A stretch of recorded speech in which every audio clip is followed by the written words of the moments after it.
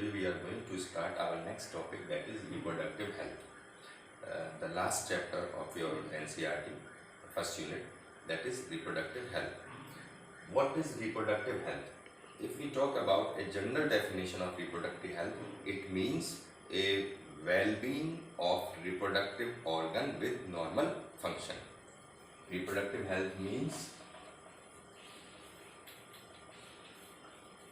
well-being of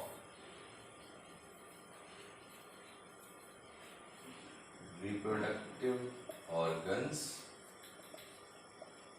with normal functions. WHO, the World Health Organization, WHO also defined reproductive health with that the well-being of social health, mental health and physical health. Earlier health is further considered with three aspects, that is physical health, that is main, then mental health, then social health. Earlier in your previous studies, you know that health is further divided or categorized in three aspects: physical health, mental health or social health.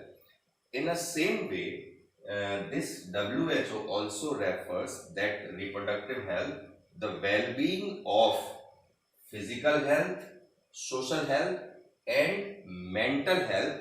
In the case of reproductive health, mental health further have two aspects, that is emotional and behavioral. So what is the belief of WHO? That reproductive health means a well-being of physical health, emotional health, behavioral health and social health. Now,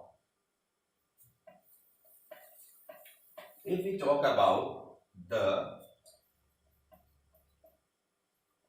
problems and strategies related with reproductive health. So, in our nation, or generally if we consider about the points or problems related with this reproductive health, it is what?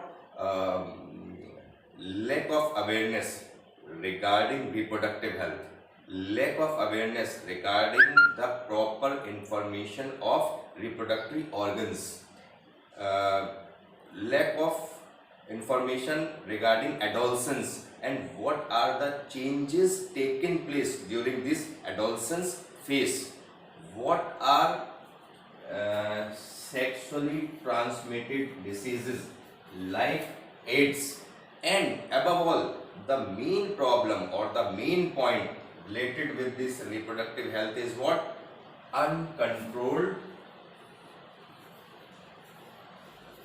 Uncontrolled increase in population. Uncontrolled increase in population. So these are some points, or maybe you may be considered as the problem related with reproductive health. So as a remedy of all these points, I would like to mention, when you go through your book also, that India was the first country among all the nation that initiate or launch the action plan or program in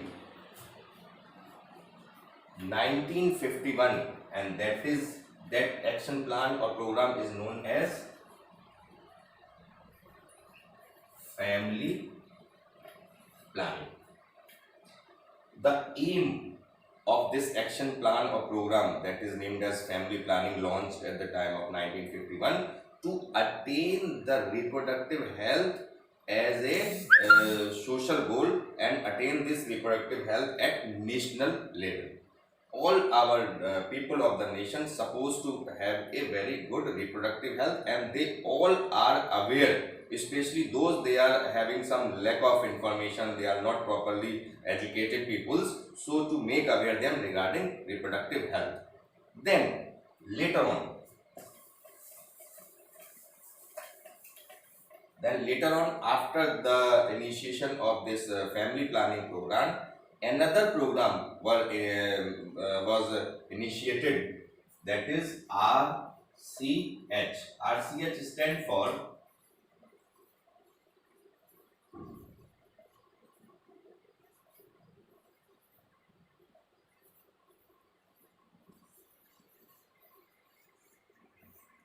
Reproduction and Child Health Care Program.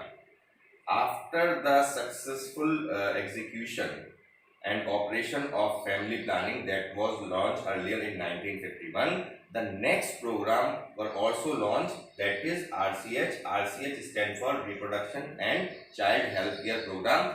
That action plan and program comes with some better strategies, better techniques, and some strict actions also. Better strategies and better planning means that afterwards, when the new techniques develop regarding so many operational programs, regarding so many uncontrolled, regarding so many contraceptives. So what are all these? These were informed by this. These were informed by this program, and some strict action. These strict actions is what? That is statutory ban. Statutory ban on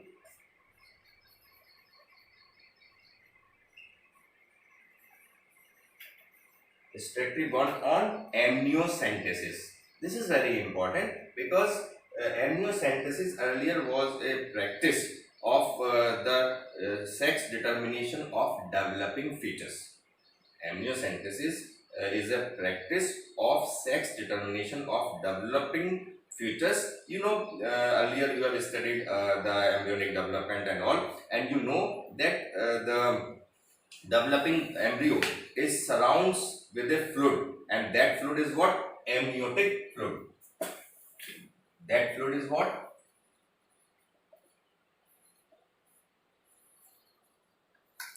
Amniotic fluid. So that amniotic fluid contains some chromosomal pairs of that developing fetus. So what scientists did, they take out that chromosomal pairs from that amniotic fluid and determine the sex of developing fetus. But actually, this amniocentesis method is earlier developed just to find out their developing fetus is well or not. Is there no any chromosomal aberration? Is there no any chromosomal abnormalities are taking place or not? So such type of shortcomings, if there is so to control them, so to cure them, for such purposes amniocentesis method is developed, but later on it was misused. It is misused to find out, to trace out the sex of developing fetus or developing child. So during RCH and during some other action plan, there was a statutory ban on such practices of amniocentesis.